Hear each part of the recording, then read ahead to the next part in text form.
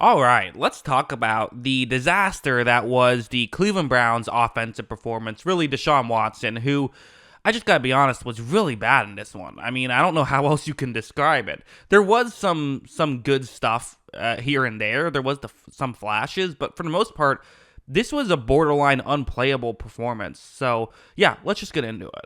Starting off with the play you see on your screen, it's a zone coverage concept. He's going to run a play action and then try to hit a route over the middle. That's the way this play is designed to work. So when Watson starts this play, so far it's going okay down the field, but as of right now, Micah Parsons is right in Watson's face. And we're going to see kind of the one thing I think we still have seen from Deshaun Watson, even in a Browns uniform, is he still is a very good athlete. As you see, he does do a good job at getting around Parsons, even gets around another player, although is still going to have to throw very off balance if he wants to make this throw. Despite that, he decides to try and push it down the field, and really that was very close to an interception. You can see why he wanted to make the throw. There was a chance it could work, but when he's under pressure like that, he just didn't have the arm strength to get it down the field, which resulted in a near interception. So you did see, I think, the one positive, like I said, him being able to move. Like, we'll go over to this one. This is, kind of another positive play. That first one, not a full positive play, just had some positives. This play is just a straight up positive, I would say. You're going to see him take the snap. He, is quickly under pressure right here, which has to be mentioned. Definitely Watson was under pressure a lot in this game. And yet he is going to be somehow able to get out of this. He gets rid of the football that bounced before getting to the guy who's trying to throw to. But hey, at least you got an incompletion out of it. Although it is probably worth mentioning, having to throw off balance, wasn't quite able to have the arm strength to get it there either. But that's a tough play. However, going over here, I mean, okay, listen, I can sit here and try to make the positives I can if I want to. There were not a lot of positives in this one, and there were a ton of negatives. Like, for example, this play, it's a zone coverage concept. You see the route he wants to throw to, which is one that definitely can work against this coverage, can get into a gap in coverage. Watson is going to look in that direction, and he's going to, while under pressure, again, that maybe is a trend, but while under pressure, you see this route is wide open. And, the pressure wasn't that bad. Usually you expect to be able to make this throw, and you might be sitting here saying, okay, well, I get what happens. The guy in yellow, that's the one Watson is going to try and throw to. He's just going to overthrow it a bit. The Cowboys player who have circled in black is going to be the one who intercepts it. Actually, no. Watson overthrows both of them. It was a different player who nearly got the interception, wasn't quite able to get it, but it was pretty close. And, that was clearly a strategy that Deshaun Watson had of, if you're going to miss a throw, I guess miss it by a lot, so therefore it's not the interception, because definitely the accuracy just wasn't there. On this play, you see Watson is going to quickly throw it behind his receiver. You also have this one where he's going to almost look like they were on not on the same page, but still not quite there. And then this one, a bit off, which resulted in an interception. So just being sometimes a bit off, but still enough off to not make these plays work and to turn what could have been a completion, starting to get the ball down the field, to instead a interception. I mean, those are big swings in a game. This play wasn't very good, where it's a zone coverage concept. You have a receiver running a deep shot over the middle right here, and usually these routes don't get open. Usually this is double coverage by design. You're trying to use a route like this to help set something else up.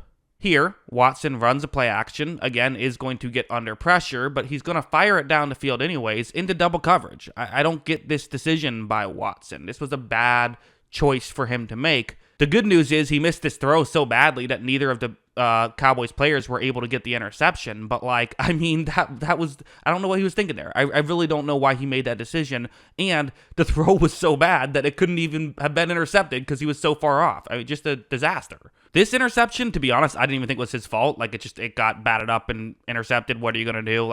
I'm not really going to crush him for that one too much. Obviously, unfortunate that it happens for him, but, not really one that I'm going to critique too much. Hurts the box score, but okay, that's fine. Sometimes you get unlucky on a play. But honestly, I want to go over to something like this, because to me, this is, say what you want about all the other stuff, about the bad plays, the missed throws, the unlucky breaks, the breaks that went against him because of the bad stuff he was doing, all of that.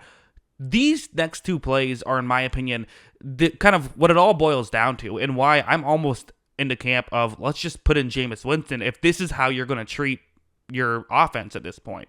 It's a 3rd down and 10, and this isn't like late in the game and you're just trying to kill clock and go home. It's 14-3. This is still very much a game at this point. And they're going to run a screen pass. Running a screen pass right here. There's plenty of time left and everything. They did not get the first down on this play and then punted. And to me, it's 3rd down and 10. You see most teams in the league are trusting their offense to try and pick up that in a normal situation. And this wasn't like one of those times when it's a screen pass, but it's a screen pass because of the way the defense is set up. These screen passes can work and get you to first down. This was just like a normal screen pass. Usually these don't go for 10 yards. Over here, another example. So now it's 20-3, so you are in a bit more of a peculiar position, but at the same time, you're down 17 points. Getting a score here would go a long way with just 23 seconds left in the half. It's a 3rd down and 7 right here. So if it's me, I'm going for it. If it's me and I have a quarterback I trust, there's no question I'm going for it.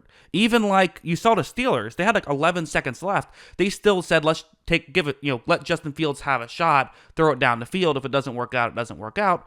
It worked out and they got an extra 3 points that way. But the Steelers trust Fields more than the Browns trust Watson. As you see, they're just going to hand the football off. They don't even let Watson do anything on that play. I mean, enough is enough. If you don't even trust him to do this stuff, then what are you doing here? Then get rid of him and get someone else in here, because clearly, you can say what you want about how much you trust someone. The actions are going to speak louder than the words. The play calling is the actions. They do not trust this guy. So yeah, I mean, there's just no getting around it. It was really bad. It wasn't even close, quite frankly, to being decent in this one. I mean, I guess the best argument you can make if you are someone who wants to make an argument for Deshaun Watson for whatever reason is that it is week 1.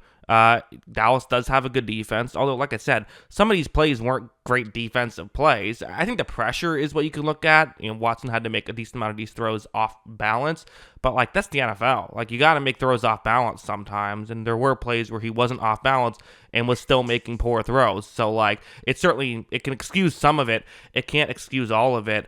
As a general rule, I kind of tend to always believe, for the most part, with maybe some notable exceptions, if you go into the season saying this guy is our starter, no matter how bad week 1 goes, he should still be your starter week 2, right? That's usually how I view it for kind of any position, unless it's it's like a battle in preseason and then one guy stinks in the regular season, something like that. This wasn't really a battle. Watson was the starter from the jump. I don't know. I really don't know what to make of this. It's very bizarre that he's turned. I mean, forget about all the, off the field things. It's just bizarre that there was this quarterback who was really good and now isn't very good. That's just a wild situation. And I think that at a certain point, you're going to have to either trust him or get rid of him. You can't cut him. He's, the contract is uncuttable, but have him as a backup. I think part of what made Joe Flacco work for the Browns was they at least trusted him to throw the ball down the field. If you're not going to do that, then you're not going to win. So, I don't know. Tough situation for Cleveland. It's just week 1, though. So, those are my thoughts. What are yours? Let me know in the comments below. Always love hearing from y'all. And, of course, as always, thanks for watching.